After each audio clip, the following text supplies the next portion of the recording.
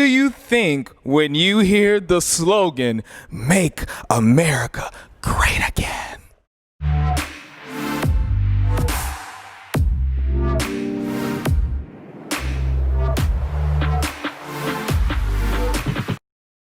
What's up, everyone? This is Carrington Pritchett with you all on YouTube and on Zoom, and I am so happy that all of you are joining in on this discussion on what is the cure to this, not only this worldwide crisis that we are in with a virus, but also a worldwide crisis with racism, political differences, and also police brutality. So just to lay out why we're all here collectively on a Saturday afternoon, I was driven to have an uncut discussion based on the current climate of our nation and to talk about what people of color, especially black people, face in regards to politics, systematic racism, and police brutality. So in answer to this drive that I had to discuss, I personally handpicked a very handsome and beautiful group of people. Well, me, the handsome one, I don't know about these guys. But anyway, very handsome group of people with different racial backgrounds and different life experiences to be a voice and for their particular communities. When I messaged you all, I mentioned in every text message, because I did copy and paste, I'm going to have to confess that. I did copy and paste at the end of each message, there has to be a cure, and I truly believe this. Hopefully this discussion will bring people together who are around our age group to sit and discuss how there can be a stop to any existing racial divide so our kids and future generations won't have to experience it for another 100 years. So with that being said, let's begin. Raise your hand if you agree with what I'm going to say. The government has failed people of color. And to the ones that didn't raise a hand, would you please give your opinion? Oh, did somebody? Oh, okay. Okay. The government has failed people of color because of, I think there's a myriad of reasons, but one of them being how our police force, the accountability for our police force, I feel like it's been lacking in a lot of ways.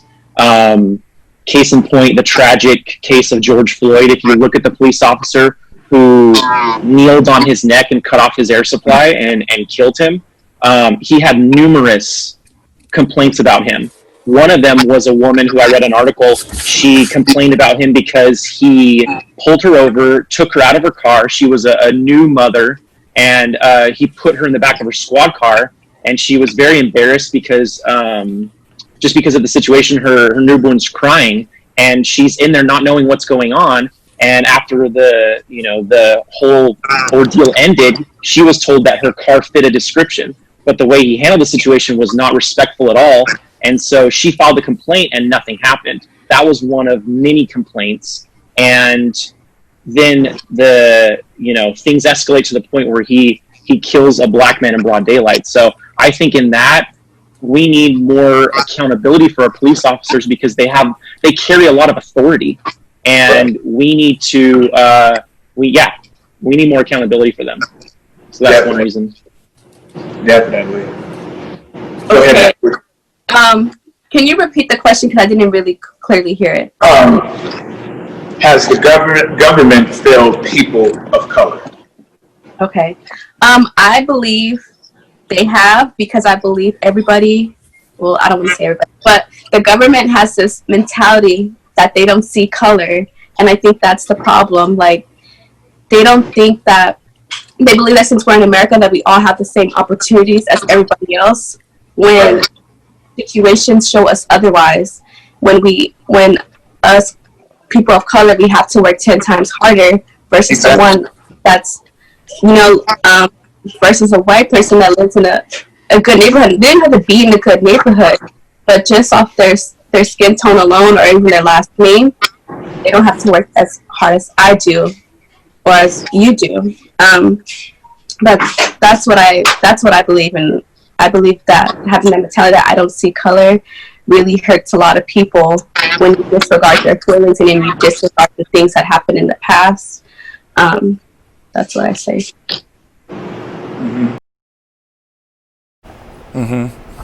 Definitely. I agree with both statements. Does anyone here have, has the government failed people of color? Do you have anything?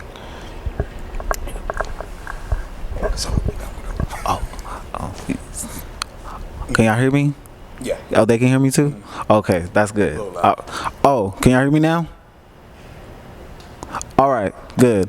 I do agree that the government has failed people of color, especially black people. And this goes back to the early 1920s and 30s, where the government basically ignored the fact that black people were being denied loans when they're buying their first house, because buying your first house, that's, that right there is the step to generational wealth, believe it or not. Buying a house is how wealth stays within the family. And for hundreds of years, historically, in America, banks that are connected to the government has denied people housing loans, everything from also education, being able to move your family into an affluent neighborhood, and then, then they come up with, such idiotic, and then they put all this stuff on us like literacy tests just to buy a home, which was ridiculous. I remember in the 1940s in Chicago, they had literally a literacy test, but white people were not taking the literacy test. The black people were, to see if they were quote unquote able to read the fine print in contracts. And I remember reading about this in one of I forgot what his name was, but he did like a TED Talk with Joy DeGruy, who is the author of Post-Traumatic Slave Syndrome. That's a really good book. Y'all should read that. And he was explaining how these literacy tests, how they weren't reading the literacy tests, even though it says right there, and it said right there in the on like the little contract thingy thing that everyone is obliged to read, take a literacy test. But it comes to find out, we were taking the literacy test and they wasn't, and they were getting they were signing the papers and everything while we stayed in this long process. And if you got one thing wrong, you were denied that housing contract. And what happened? Some people, when I was like just little small things like not writing your name in the correct slot, boom, you're denied a housing. And it was, that right there in itself, describes, the underlying fact that systematic racism does exist. I did not know that. Wow. Go ahead. Build on that on Yeah. a level. In the city of Bakersfield itself, we have over decades denied black people and people of color the chance to move into neighborhoods they would want to live in. My friend Donato Cruz did his master's thesis on redlining in Bakersfield in the 1950s, post-earthquake, and there was a systemic attempt to put black people in public housing and not allow them to move into white neighborhoods. I mean, it's both been inaction and action that the government has engaged in denying people of color the chance to move up socially. Wow. Anyone else had something to add to that? Carlos? Well, really quickly, I just want to say that the issue is more complicated. The simple answer is yes, it has, but I see things in a more philosophical way. I think of it in the sense of self-preservation. White people were trying to preserve themselves into what they were afraid of instead of being what the Judeo-Christian God preaches, which is to be inclusive. So unfortunately, their selfishness to preserve themselves, which in essence can be seen as very natural and human to want to preserve yourself in many aspects, but the way they went about it was to deny certain people in a cultural sense, because in America, black is a culture, Hispanic is a culture, white is a culture. It's about skin color, and our culture is defined by our skin color, yes, but it's always been about just self-preservation and the selfishness that people do not realize they have. And instead of being selfish, they should have really studied the scriptures that they were using Amen. to benefit their agenda. Definitely. So personally, I would like to say yes, and I would like to add that it wasn't the scriptures that backed them up, but it was their selfish agenda that created all this. I'm not trying to preach the gospel, but I'm just throwing that in there. I agree with that, because I talked to my former manager this morning, and she's told me that, wow, you were friends with people from every culture. I said, shouldn't that be what every Christian should be like? You should be friends with every person in every culture, no matter what color, skin color they are, and what they may look like or what their culture may be. To that previous comment about individualism. So I don't know, if, some of you, I know some people here, some people I don't. So my name's Chris. I teach in Bakersfield City. And I have a bachelor's degree in religious studies. And one thing I remember we studied was the way in which Christianity, since the Protestant Reformation, has become much more individualistic, because there's a greater focus on individual salvation. And Max Weber writes about how this idea really formed the foundations for capitalism.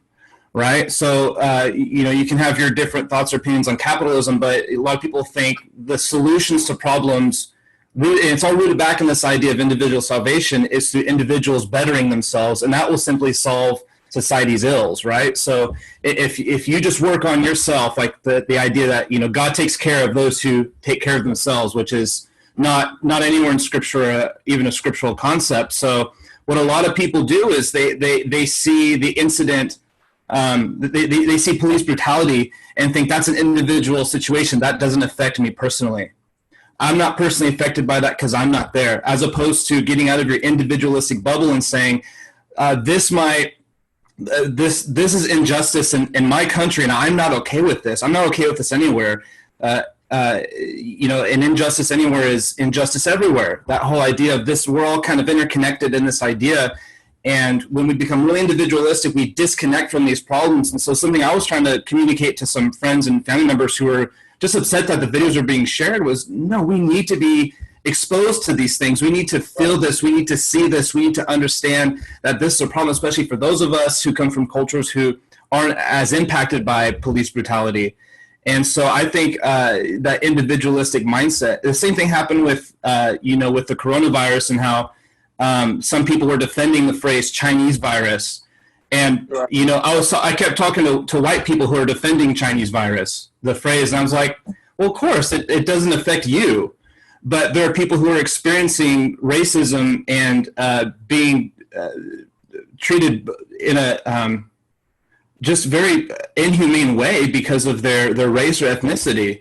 And so that individualistic mindset is a big part of it. And so when it comes to the government, we don't want to have any kind of, there's a certain mindset in some parts of our culture where it's like, we don't want to enact government policy that helps a group of people, because that goes against my individualistic mindset. So I do think in that way, the government has failed people of color. If you look at housing disparity, economic inequality, healthcare, and I heard housing mentioned, even education.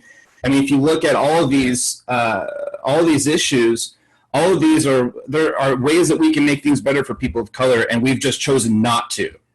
There has been some progress made, but we've chosen not to because of that individualistic mentality. So I'm glad someone brought up that idea. Yeah, me too. Can I piggyback on what Chris said? Sure. First, I want to say Chris forgot to mention that he's a former pastor and one of the best pastors I've ever known. So I just want to throw that out there. Thanks, Aaron. You're welcome, sir. It's my pleasure to say that, because you are one of the best pastors I've ever known. My name is Aaron, and I am a youth pastor at Refuge Community Church in Rancho Cucamonga, California. And I have an AA in Applied Theology from Wagner University.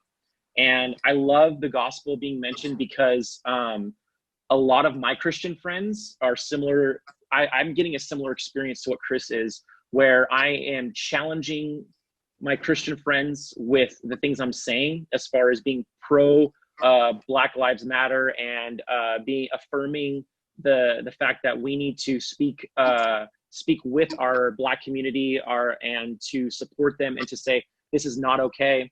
And I'm seeing a lot of Christians who are being uncomfortable, and they don't like that. And so what they're doing is they're responding in a way where it eases their uncomfortability, when in reality, we need to embrace our uncomfortability and say, why is this happening?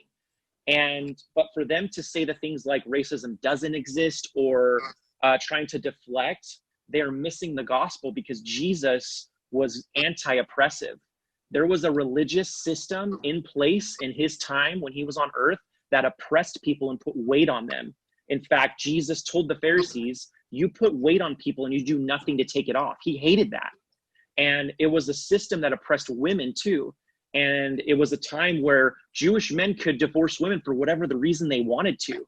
And Jesus crossed the lines, crossed the barriers in the story of the woman at the well, where he encountered the woman and talked to her and preached to her, and basically, as a Jewish man and the Son of God, said, God loves you and he's for you, when he wasn't supposed to talk to her because she was divorced. She was with a man who she wasn't married to, and she was a Samaritan. He crossed all those lines and showed them that this religious oppressive system needs to be taken down, and we need to love people and be for them and be anti-oppressive.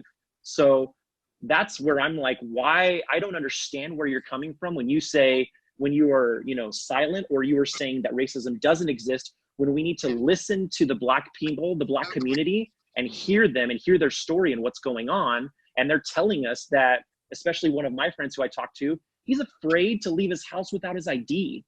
And he's had multiple occasions where police have shown him, we see you, we know where you are, and we just want you to know that we got our eye on you. And my heart breaks over that. And so I can't understand how Christians can go, there's not a problem. I don't understand that. I Can I say something? Go ahead. Okay, so I didn't introduce myself. So We have a few more. We have 1 second. We do have some more questions, so make it real quick, please. Okay.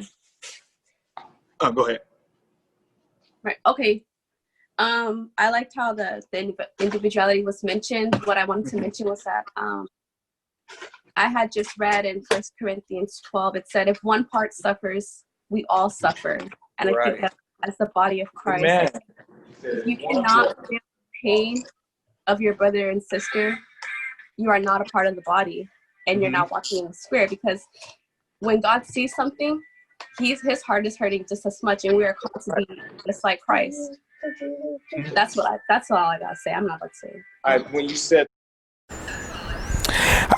said that, I thought of one of the Hillsong songs, "Break My Heart for What Breaks Yours," and what is happening now is breaking his heart.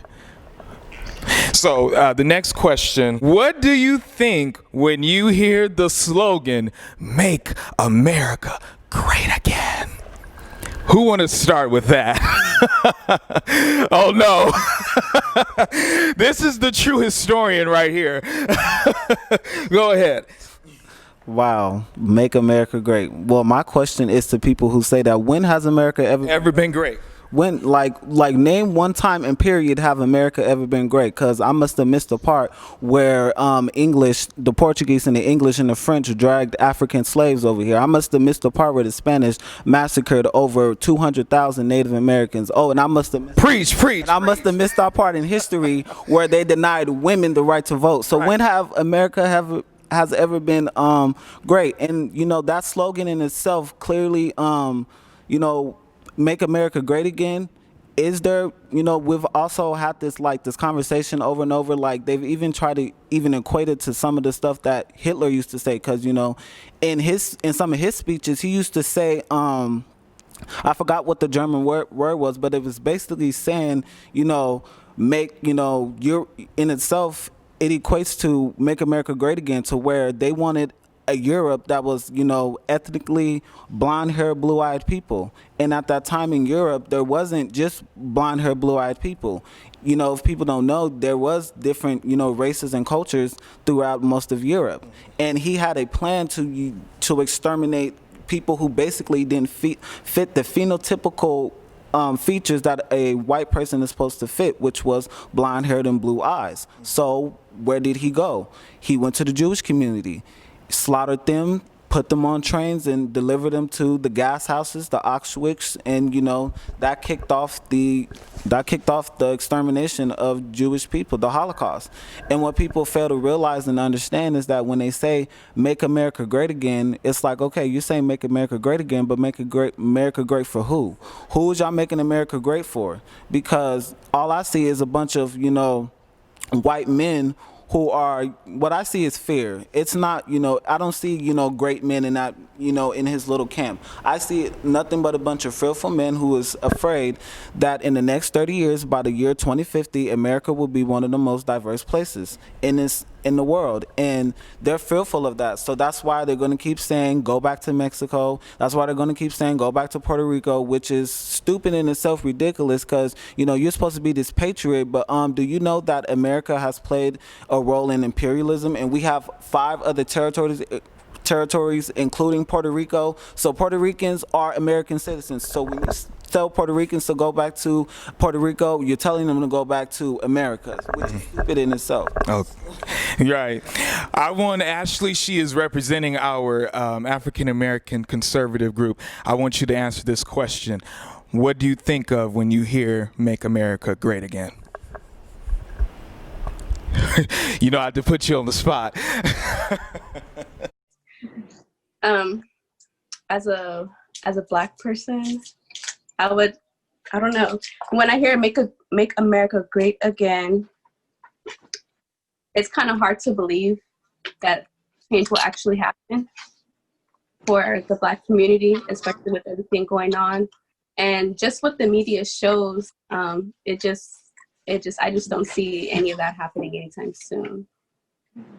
Okay.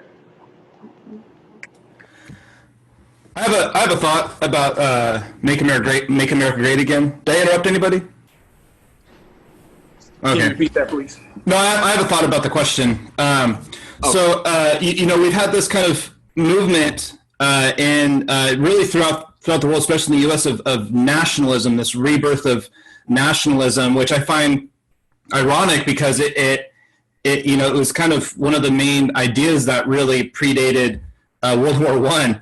And so it's like, at least, we've had bad instances of nationalism in history, and granted, the idea of it today is a little different.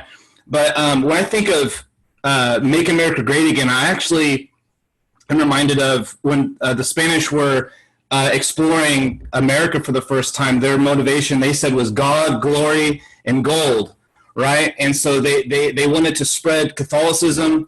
They wanted to make, they would have this imperial rivalry with England and France, and they wanted to build a great country, and they were very motivated by, economics. They wanted to discover gold in America, as many did. And so they kind of had this imperial Christianity where they began to actually enslave Native Americans and said, you can be free if you prove, it's called encomiendas, you can be free if you can prove your loyalty to the crown of Spain and you can convert to Catholicism. So it's just like this nationalistic kind of mentality of like your loyalty to the crown, and the American Revolution was born out of this like revolt against these ideas of just being loyal to your country to the point of like self-sacrifice. Like, I am loyal to the crown of England, when they said, no, we're not going to do it. We're going to be our own thing. So I even think about the preamble of the Constitution. It says, we the people, right? It doesn't say we the nation, we the people. So Ashley talked about how making Americans great. And that's like cool to me, as opposed to just saying making our nation great. Because a lot of times what I see happening is we will do what it takes to make our nation have this perception of being really great, even if that means it's at the sacrifice of certain people. So we can build this really great economy, but we're going to enslave African Americans in the midst of doing it. But we're going to have a great economy, and we're going to fight a whole civil war to defend it. And so this has been like repetitive history. So I kind of think about the history of nationalism and trying to make America great when I don't want a country, I don't want a government that's going to try to fight to make the country great as much as it's going to fight to try to promote the general welfare, ensure our individual freedoms and things like that. And so it kind of brings me back to that idea of this preservation of old ideas, and how can we really make America great again if we're not focusing on those who are most vulnerable in our country. So like that. Go ahead, Margarita. Oh, I was just going to say that it's complicated because, like, the phrase in general is supposed to be kind of an idea of moving forward into a different, I guess, improved version of the nation that people want. But I think it's the phrase, the addition of the word again at the end, that makes it complicated because it ignores, like you were mentioning before, it ignores what other people went through in that past statement. Like, yes, maybe people were more nationalistic, or maybe there was a different feeling to everything. And it's also kind of like, maybe it's some people want to return to some nostalgia that they grew up in, but they also were not exposed to what everyone else was going through. And then it's also a phrase that's been used a lot in order to put other people down. Like, a lot of people have taken it as a slogan in order to bring other people down, and to say negative things about other groups and minorities and such. I get that. Carlos? Well, it's silly. I always think of it as like, one, I think it's counterintuitive to patriots. What do you mean, make America great again? Isn't America the greatest country ever? Why are you saying it?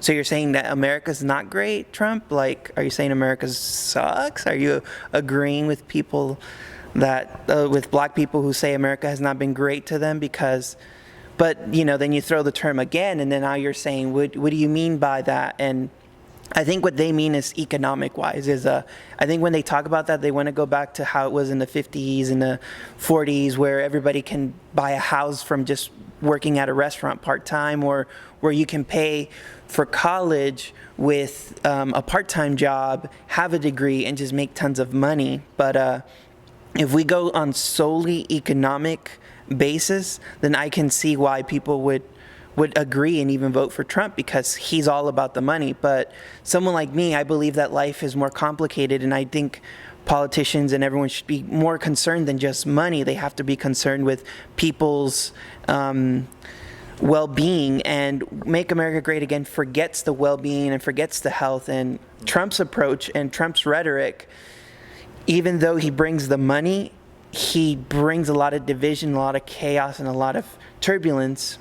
And going back to the Make America Great Again, I don't think money is the answer. I don't think it should be all about money. You know, for the love of money is the root of all evil. I think that it's counterintuitive, and it's very weird for a patriot to say it, and it's very weird for anybody to stand behind that, because we want to always improve and we want to be better. We don't want to go back. We want to go forward, and there's nothing good about that phrase. I agree with what everyone said. Any more comments or anything? Okay. We're going to change it up a little bit. We're going to go into police brutality. As all of you know or have seen the video of George Floyd, what is your personal reaction to the killing of George Floyd?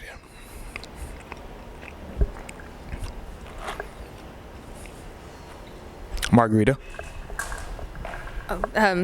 When I avoided seeing the video simply because just hearing the situation made me upset. But when I finally watched it, there was no reason for so many people to be on top of him, and there was no reason for them to keep going. And if he was stating that he couldn't breathe, like, there's no reason to keep going. Like, why do you need to keep going? It's also kind of like with issues with like shootings that have happened in the past. Why do people need so many bullets?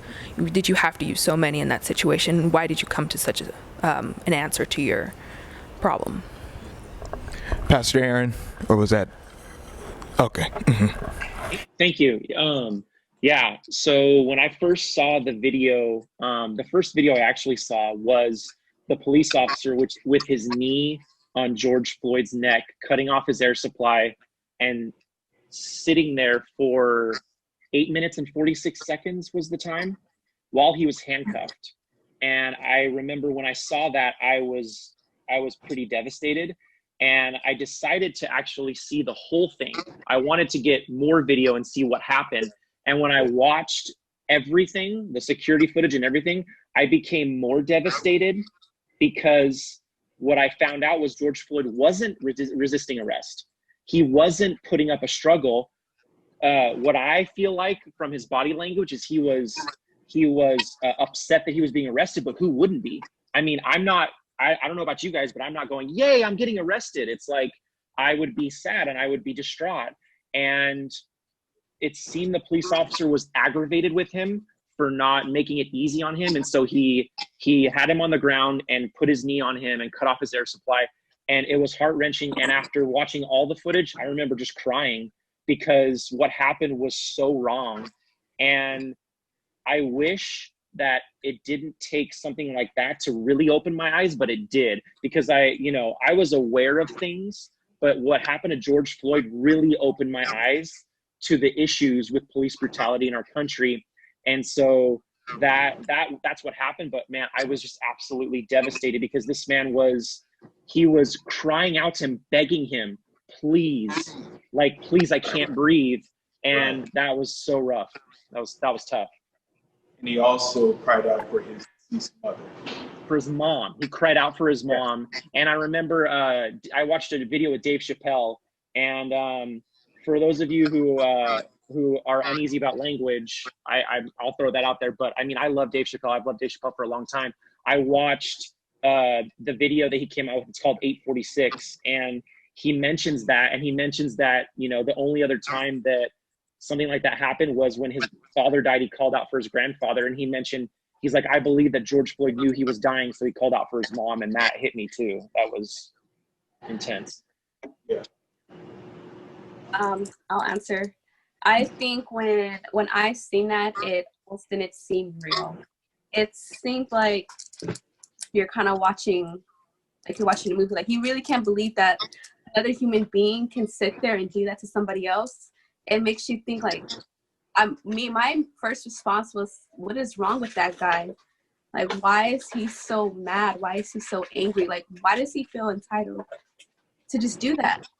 And then I even felt more distraught and more upset at the end when he cried out for his mom, because it's like, he's a grown man, and he's dying. He's crying out for his mom, and it just didn't seem real. And I immediately thought about his family, like, dang, like, we live in an age where your death is going to be recorded for social media to see, and for that to just follow, it's going to follow them for the rest of their lives. And my heart just broke for it. And it kind of reminded me of Cain and Abel when he died.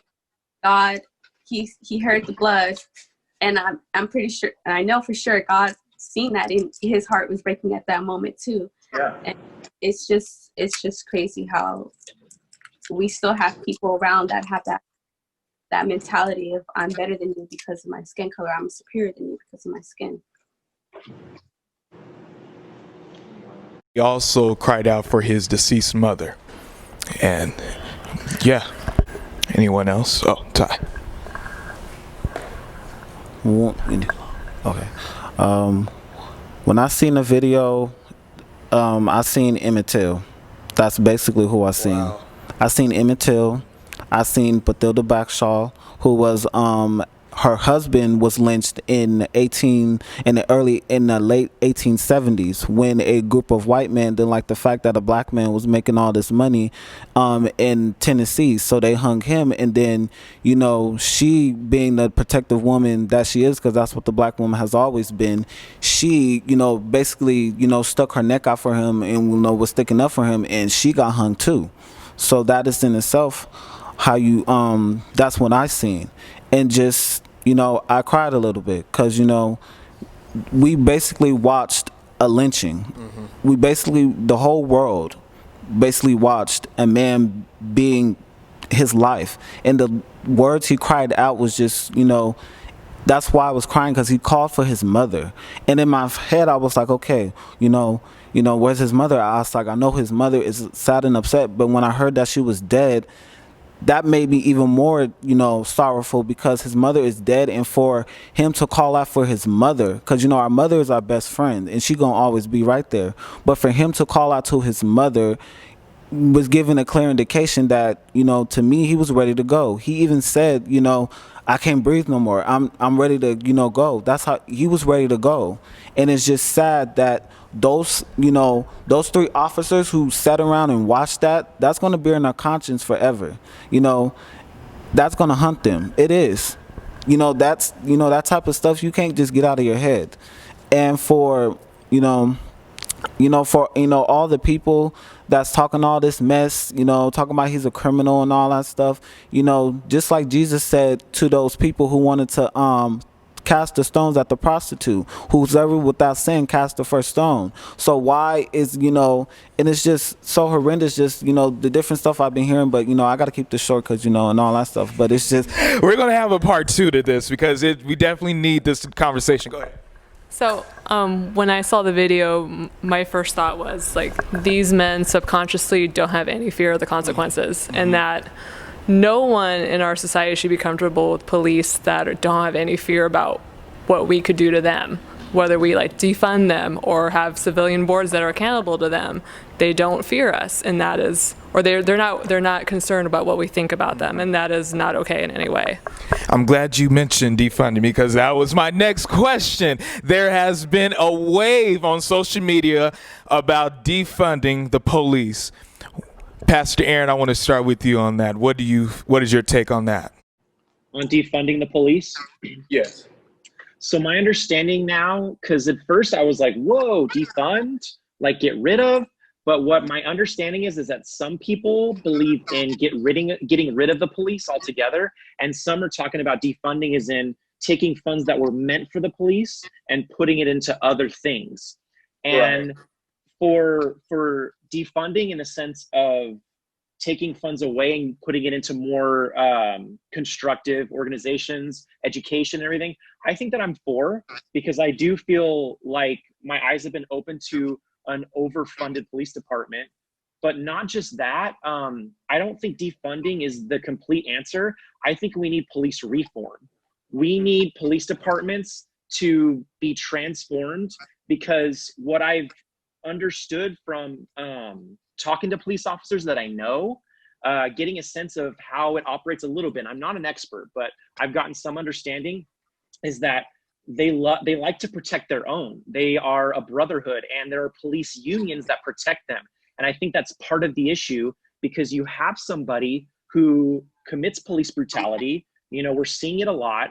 And those police officers are not held accountable enough, and they're not, there's not enough investigation going on. And I believe that's changing, and it needs to continue to change. But we need better police leaders. We need people in there going, you need to understand you're a civil servant. It's not this hero complex where you go out and you're fighting crime, but that you're serving the community, and you are serving the people, and the law needs to be equal. It needs to be for everybody, not just a few. So reform is definitely an answer. We need to regulate police more, because it's just out of control, I feel like. Go ahead, Ashley. Yes, I agree with the reform of the police department. I just spoke with a friend who's in the military. He's in the Marines, and he told me some of the tactics that they use in the military should be used on the police force. It's not. Like, for example, he says, if they were to ever go out and fight and go to the war, they are not going to shoot unless that person has a weapon on them. He said some of the tactics he told me was that first they're going to shout, then they're going to push, and then they're going to fight, hand-to-hand combat. They're going to fight. And then the last resort would be to use that deadly force. He said that's always the last resort. And as far as the defundment of the police department, I actually just read up on that a little bit earlier today. And some of the ideas were great. They had mentioned that the Black Lives Matter of LA had mentioned that they should get rid of the juvenile departments, detention centers, and actually replace them with youth camps and counseling and stuff. And I believe that could work also. But then you think about what about the kids that murder and stuff? But yeah, those are my thoughts. Mm-hmm. Anyone here?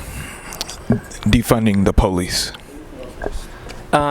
So this is probably going to be really controversial to say in this group, and I'm sorry in advance. But go ahead. I think BLM, to start off, just want to throw this out there, is BLM has a very bad PR and marketing campaign. I think from what I've talked about, and I agree with Aaron, what he said about defunding the police doesn't mean dismantling the police or taking something away, but it's actually a positive. The idea is to fund education, to fund mental health programs, to fund these things. Personally, I would have I'm in marketing and advertising. So as someone who's studying that, I would have never used any terms that bring the idea of negative, of taking away, but I would have used it and I would have reworded to refund or redistribution of funds. I would have done things like align myself with the teachers, because teachers are constantly protest, and I have friends who buy their own school supplies because they work in like what we would call the poor areas of our city, and they have to buy their own pencils, their own paper, this and that. Sometimes the kids show up without a pencil and the teachers make a big deal. My friend has said, don't even worry about it. She's always got pencils ready for them because she knows what they go through at home.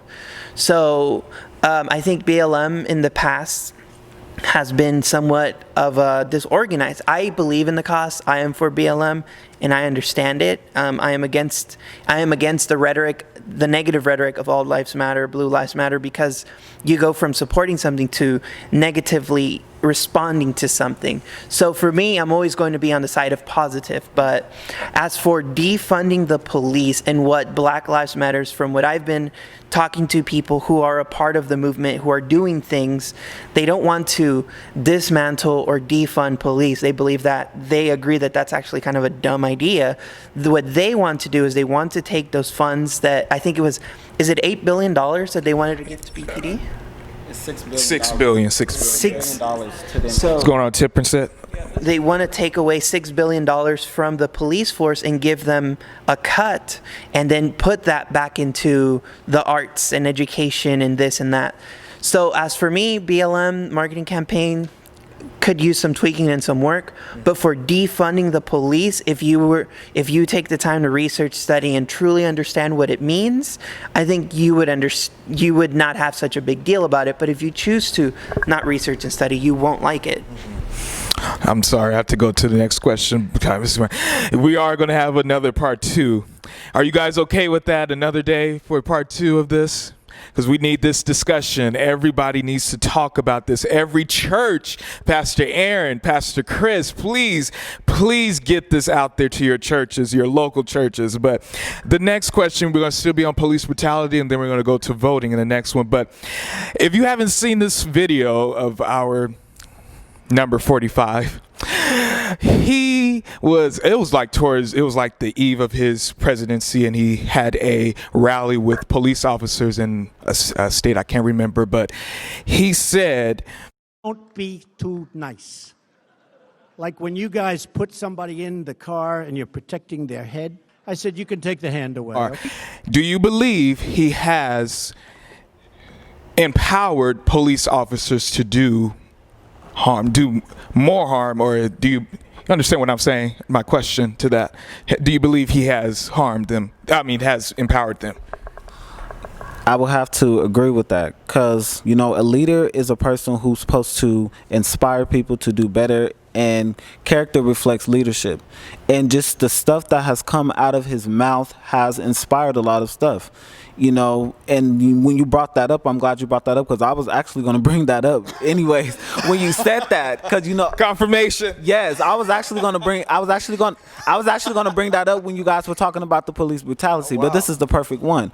But yeah, just by him saying that, it raised some eyebrows, because it's almost like you're giving the police the right to outwardly harm us, when that's not even supposed to be their motive. And just by him doing this, right, and in the past, and since he's done that, we've seen millions of cases to where police officers has choked people, has put them, has done stuff to them in many ways that's unlawful. It is, because in most states, the type of stuff that these police officers does is unlawful, and the fact that they don't get punished for it clearly shows that, who do we call upon now? If who do we call on the police when the police is has done us wrong?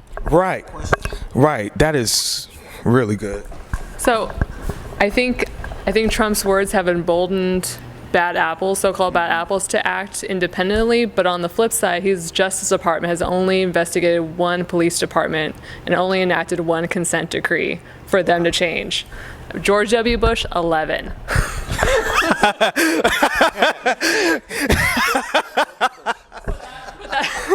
perspective,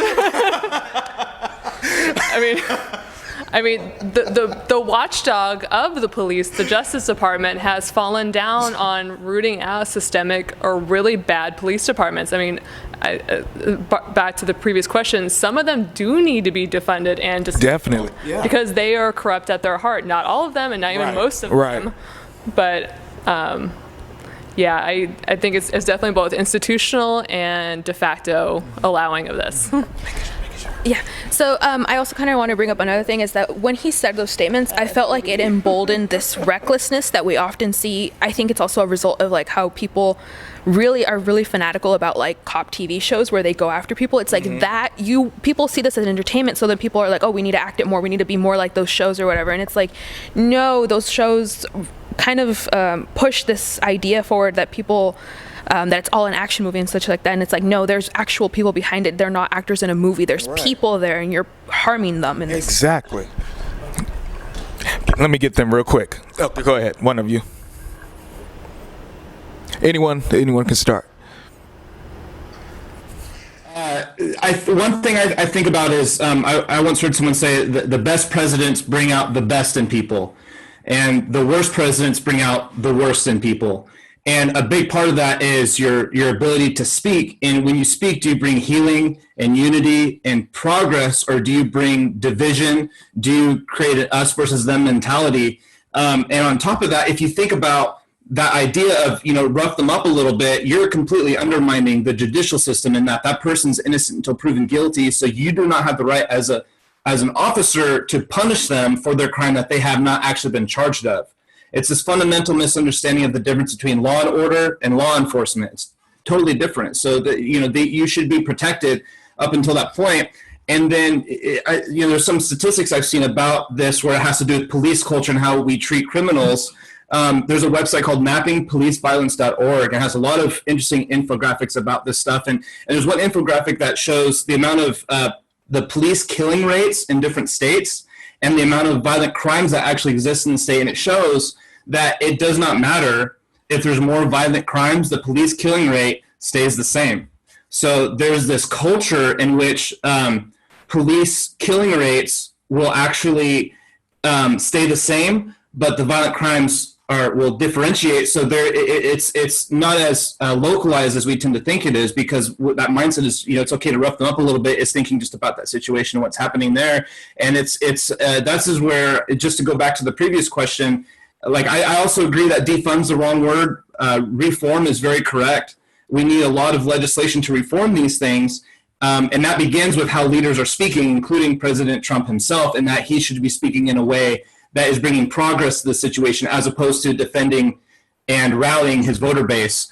Another fact that just to support that is 99% of killings by police from 2013 to 2019 have not resulted in officers being charged with a crime.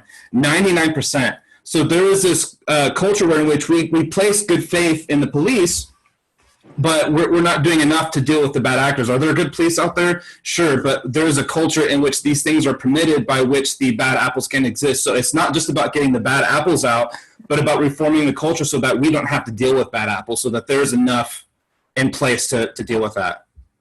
And I want to throw this in. Every police officer is not bad. Every police officer is not bad. I follow Officer Tommy Norman. Anyway, what have you, Pastor Ashley? I know you did not just call me pastor. I'm speaking into existence. Go ahead. What you had said about number 45, do you guys remember when he was announced president? There was all these videos going around, people rejoicing, people being happy, and then there's the side people are crying because they know. Yes. They know that because of Trump and where he comes from and his views, his conservative views, they can be very scary to people. And right. It's like, dang, like we're in 2020 and we're still dealing with this. We still have people who who think that they're better than us, or that they came to bring order. That's what people that were crying in the video think, like, dang, like this is the end for all Black people, for all minorities. I was one of those people that thought the same thing. I was depressed for at least 3 days after that. Mm-hmm. Yeah. But it's either him or the other one, so that's crazy. But also, you have to think about, like, there's this district attorney named Jackie Perry. She's a Black woman, but she fails to prosecute cops who like murder people. And so, like, Black Lives Matter has actually been, like, protesting, like, every Wednesday to get her out of the office. And you just think, like, it's not even about the if I'm a Black person, I could have a corrupt heart. So we have to, like, think about that too. Like, it's not just it's not about race. Sometimes, like, it's about the person and their hidden agenda, their motives. Right.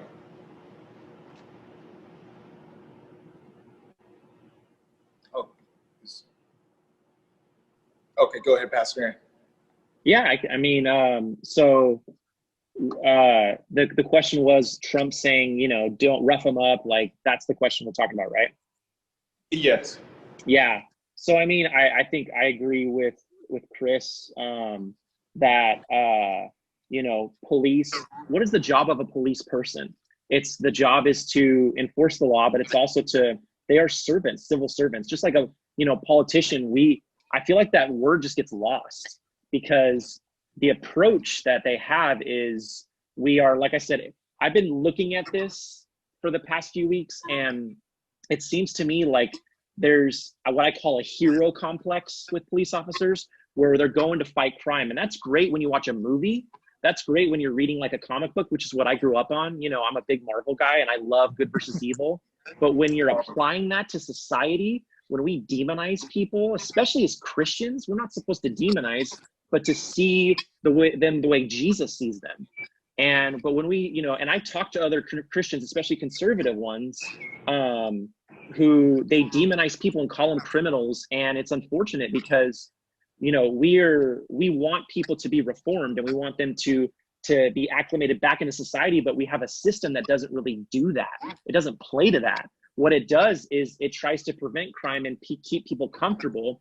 When I like comfortability, don't get me wrong, but at the same time, if I'm a true pastor, a true Christian, or somebody who values life, I want the best for people. And so right. When you arrest somebody and your job is to make them pay and make them, you know, be remorseful and bring down the swift, you know, fist of justice, we're missing the point. When we want them to know, hey, you're a part of society and what you did is not contributing and you have value. And saying rough them up and don't hold back is not playing into that narrative at all. What it's doing is, like I said, it's keeping us safe. And you know what? Not everybody has the same story. Some people have a horrible upbringing. They were abused. And so we need to think about that and think about those people who don't have the same story that we do and say, you know what, we're for you and we want you to thrive. How can we do that, you know? I agree. Mm-hmm. And I want to throw this in. Every police officer is not bad. Every police officer is not bad. You know, I follow Officer Tommy Norman. Anyway, what have you, Pastor Ashley? No, you did. I just call me Pastor. I'm speaking into existence. Go ahead.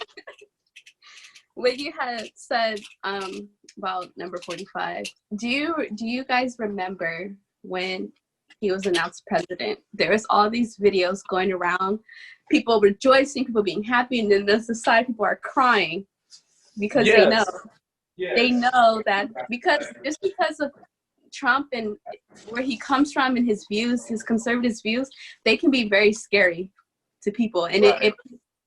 it's like, dang, like we're in 2020 and we're still dealing with this. We still have people who think that they're better than us, or that they came to bring order. That's what people that were crying in the video think, like, dang, like this is the end for all Black people, for all minorities. I thought I was one of those people that thought the same thing. I was depressed for at least 3 days after that. Mm-hmm. Yeah. But it's either him or the other one, so that's crazy. But also, you have to think about, like, there's this district attorney named Jackie Perry. She's a Black woman, but she fails to prosecute cops who like murder people. And so, like, Black Lives Matter has actually been, like, protesting, like, every Wednesday to get her out of the office. And you just think, like, it's not even about the if I'm a Black person, I could have a corrupt heart. So we have to, like, think about that too. Like, it's not just it's not about race sometimes. Like, it's about the person and their hidden agendas, their motives. Right.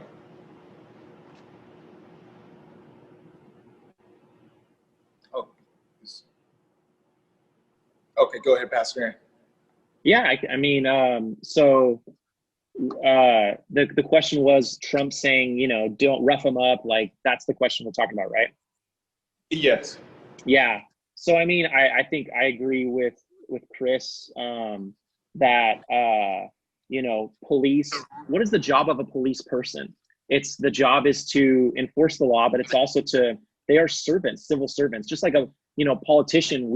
I feel like that word just gets lost because the approach that they have is we are, like I said, I've been looking at this for the past few weeks, and it seems to me like there's what I call a hero complex with police officers where they're going to fight crime. And that's great when you watch a movie. That's great when you're reading like a comic book, which is what I grew up on. I'm a big Marvel guy and I love good versus evil. But when you're applying that to society, when we demonize people, especially as Christians, we're not supposed to demonize, but to see the way Jesus sees them. But when we, and I talk to other Christians, especially conservative ones, who they demonize people and call them criminals. And it's unfortunate because, we want people to be reformed and we want them to be acclimated back into society, but we have a system that doesn't really do that. It doesn't play to that. What it does is it tries to prevent crime and keep people comfortable. When I like comfortability, don't get me wrong, but at the same time, if I'm a true pastor, a true Christian, or somebody who values life, I want the best for people. And so when you arrest somebody and your job is to make them pay and make them, be remorseful and bring down the swift, fist of justice, we're missing the point. When we want them to know, hey, you're a part of society and what you did is not contributing and you have value. And saying rough them up and don't hold back is not playing into that narrative at all. What it's doing is, like I said, it's keeping us safe. And you know what? Not everybody has the same story. Some people have a horrible upbringing. They were abused. And so we need to think about that and think about those people who don't have the same story that we do and say, you know what, we're for you and we want you to thrive. How can we do that? I agree. Any more? Last question. This has been an awesome discussion, and the next one is going to be much bigger, I believe. But this is on voting. Does it make a true difference? Do you all believe in the power of voting? And if so, why or why not? And let me give you the stats real quick. According to 2017 USA Census Bureau data, voter turnout increased to 65.3% for non-Hispanic whites, but decreased to 59.6% for non-Hispanic blacks in the 2016 presidential election. This compared to 2012 when more non-blacks voted than non-Hispanic whites for the first time in this series. In addition, voters ages 18 to 29 were the only age group to show increased turnout between 2012, 45%, and 2016, 46.1%, an increase of 1.1%. So, do you believe voting makes a difference? Why or why not? I think it does because so many entities keep trying to get people to not do it. All right. That's it. Repeat that, please. I said I think it does make a difference because so many entities try to prevent people from voting. Wow. I didn't know I was surrounded by preachers today. But that is so true. Can you expound on that, please? We have just a few more minutes. Sure. Just what happened in Georgia on Tuesday. You want to take that one? What happened, in Georgia on Tuesday is a clear indication of how state and local elections are very important. I know we focus on, the big four where, every 4 years everyone comes out to vote. But, I'm not saying the national election is important, but the one that's very important most of all is state and local elections. Your mayors, your senators, your leaders, the people who's going to, give you good healthcare system, good school systems, how you eat, how you get to work, how you get from work, the air that you breathe. That is very important. And that's why, and also Georgia, what happened with, I will also go back to 2 years ago, what happened with Stacey Abrams and right. What happened with that. Stacey Abrams was robbed of a position to be the next governor of Georgia. And I'm going to just leave it at that. And pastors, I want you to emphasize this too to your churches. Vote. Especially to our age group, and especially to my people. Go out to the polls this November and vote. Okay, one of you, I want to get a day with all of you again. Make sure a day is good. Is that okay with all of you? And we're going to have more participants in this. Thanks. Thank you. No, really. No, thank you.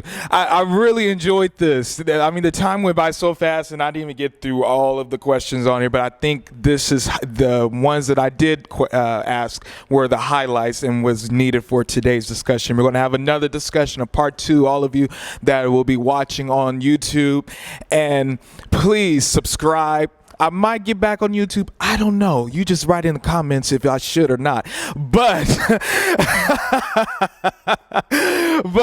thank you, Pastor Aaron. Thank you, Chris Smith. Thank you, Ashley. I'm going to put all of your Instagram handles on the captions. Margarita, Jamie, Carlos, Tayate, and to the venue manager of the tower. She's not in here, but Brandy Rogers, who helped me so much, and to all of my team, Stacia, Amanda, Alexis, Hina, so many people that contributed to this day for me, that they saw my heart in this, and I wanted to bring a light to this because everybody needs this conversation. Everyone needs these discussions around the dinner table, around church tables, around businesses, because now I'm seeing that Curology and different other businesses are doing a whole new overview of how they're going to hire different people of different racial backgrounds. And this is what we need to be a voice.